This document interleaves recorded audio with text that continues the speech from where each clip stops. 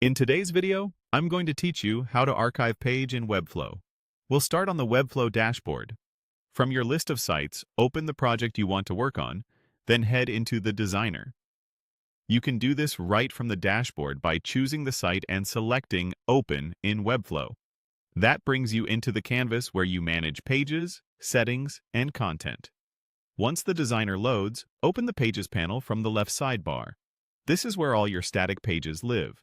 To create the page you plan to archive, click the New Page button, then proceed to create it.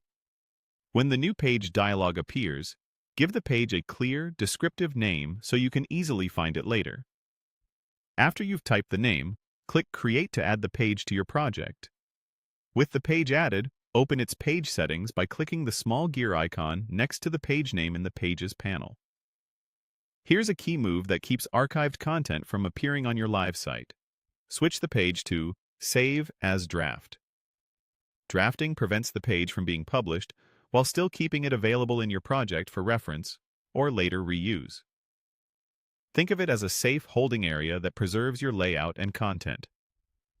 Next, locate the status or metadata control inside the page settings. It may show none by default. Open that menu and switch it to Archived.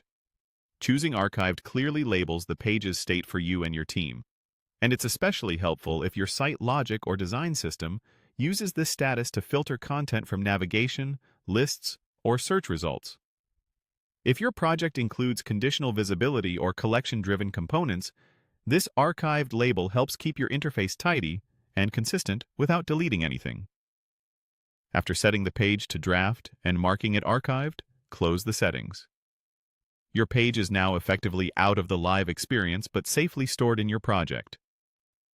This approach is ideal when you may need to restore content later, review past versions, or reuse sections without rebuilding from scratch. A few quick tips as you work. Be consistent with page names so archived items are easy to identify, and add notes in your internal documentation about why a page was archived. If the page previously received traffic, consider planning a redirect from its old URL to a relevant live page to maintain a smooth user experience and preserve SEO signals. Finally, keep archival changes organized and review them with your team before your next publish, so everyone understands what's staying live and what